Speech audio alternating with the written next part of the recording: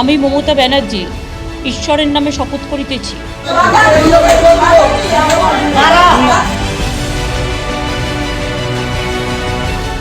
बंगाल में हो गया खेला शेष।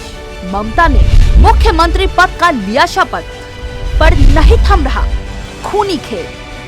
पश्चिम बंगाल के विधानसभा चुनाव में जबरदस्त जीत दर्ज करने के बाद बुधवार को ममता बनर्जी ने एक बार फिर मुख्यमंत्री पद की शपथ ले ली है। लेकिन शपथ लेने के बाद राजभवन में एक बार फिर तल्ख तेवर दिखे। शपथ समारोह के दौरान ममता और राज्यपाल के बीच वार पलटवार कुछ अलग ही अंदाज में दिखाई दिया। ममता बनर्जी ने जहां सरकार बनने के बाद कोविड को पहली प्राथमिकता बताया, तो वहीं बगल में खड़े राज्यपाल जगदीप धनखड़ ने हिंसा को लेकर अपनी चिंता जाहिर की। इसके बाद ममता ने भी तुरंत ही राज्यपाल को करारा जवाब दे डाला। ऐसा कम ही देखने को मिलता है कि राज्यपाल और मुख्यमंत्री शपथ ग्रहण के तुरंत बाद इस तरह वाद विवाद में फंसते नजर आ रहे हो। शपथ ग्रहण के बाद दोनों ने क्या कहा और किस मसले पर आमने सामने आए, सुनिए। Mamata Bandyopadhyay, for her third term, I express hope and expectation that governance will be according to Constitution and rule of law. India is a great democracy where power emanates from process of law. We are at the moment in a very difficult crisis. I am getting reports from within and outside the country. People are worried. I have been in touch with the Honorable Chief Minister. She has taken steps. আমি আজকে এক্ষুনি শপথ নিলাম। এর আগে আপনারা জানেন election কমিশনের আন্ডারে 3 মাস এই গভর্নমেন্টের পুলিশরা সবাই কাজ করেছে। সুতরাং কিছু কিছু স্পোরাডিক ইনসিডেন্ট হয়েছে এবং বিশেষ করে কোনো পলিটিক্যাল পার্টি যেখানে জিতেছে সেখানে অত্যাচার বেশি করছে।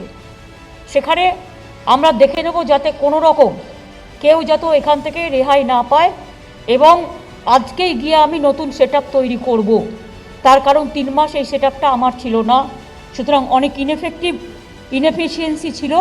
সুতরাং বাদবাকিটা আমি অ্যাপিল করব, কেউ যেন কারো প্রতি প্রতিহিংসা পরায়ণ আচরণ না করে। शपथ लेने के बाद ममता बनर्जी ने मीडिया को संबोधित करते हुए कहा, हमारी पहली प्राथमिकता कोरोना संकट को काबू में लाना है। दूसरा बड़ा मसला ये है कि वह सभी राजनीतिक दलों से अपील करती हैं कि शांति बनाए रखे। ममता बनर्जी ने ये भी कहा, पश्चिम बंगाल को अशांति पसंद नहीं है, सभी संयम बनाए रखें और हिंसा न करें। आज से हमारी सरकार कानून व्यवस्था को अपने हाथ में ले रही है। ऐसे में शांति को लागू करना उनकी प्राथमिकताओं में शामिल है। जो लोग हिंसा फैलाने में शामिल हैं, उन पर कड़ा एक्शन लिया जाएगा। वहीं राज्यपाल जगदीप धनखड़ ने ममता बनर्जी को तीसरी बार मुख्यमंत्री बनने पर बधाई तो दी, मगर बंगाल में हो रही हिंसा को लेकर ममता पर तंज भी कसा। उन्होंने कहा कि मुझे उम्मीद है कि सरकार संविधान और कानून के हिसाब से चलेगी। भारत एक शानदार लोकतंत्र है जहां सरकार कानून के हिसाब से चलती है। हम इस वक्त संकट से जूझ रहे हैं। चुनाव के बाद जो हिंसा शुरू हुई है वो लोकतंत्र के लिए खतरा है।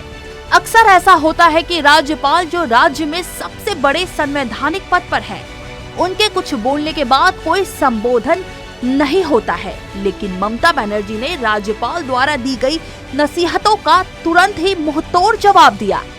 हैरान करने वाली बात तो यह है कि बंगाल में विधानसभा चुनावों के नतीजे घोषित किए जा चुके हैं, मगर बंगाल में अब भी हिंसा थमने का नाम ही नहीं ले रही है।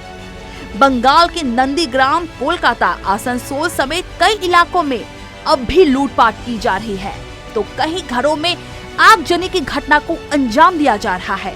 इतना ही नहीं, महिलाओं के साथ रेप किया जा रहा है, जबकि कई कार्यकर्ताओं की बेरहमी से हत्या कर दी गई है। बंगाल में चुनाव के बाद शुरू हुई हिंसा में अब तक कई मासूमों की जानें जा चुकी हैं। बंगाल में हो रही इस खूनी खेल से बंगाल के सभी लोग आतंकित हैं। भले ही तृणमूल सुप्रीमो ममता बनर्जी तीसरी बार बंगाल की सत्ता पर काबिज हो चुकी हैं, मगर आखिर कब वो बंगाल में शांति को बहाल करेंगी? कब तक हत्या, बलात्कार जैसी घटनाओं पर रोक लगेगी? कब बंगाल के लोग चैन की नींद सो पाएंगे? ये ममता दीदी के लिए बंगाल के लोगों का सबसे बड़ा सवाल है। सीएन राष्ट्रीय के लिए पूनम शाह की रिपोर्ट।